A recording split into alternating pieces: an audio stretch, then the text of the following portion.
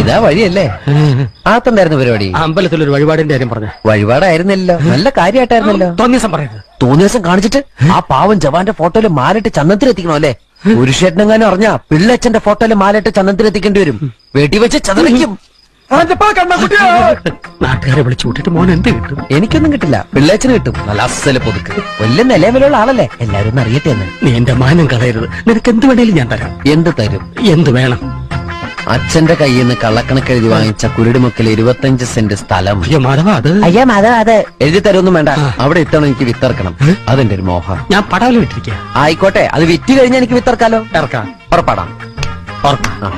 പോകാൻ വരട്ടെ. ഇതൊക്കെ മറക്കാതിരിക്കാൻ ഞാനൊന്നും കൂടെ തന്നാലോ? വേണ്ട, ആരും കാണൂല. വേണ്ടെന്നേ. എന്നാ ചാടിക്കോ മോനെ. ഇന്ന് നീ അവിടെ കക്കാൻ കയറരുത്. ഇന്ന് അവിടുന്ന് എന്തെങ്കിലും പോയാൽ നാളെ എന്റെ തലയിലാവും. ഓ, എന്നാ മറ്റന്നാ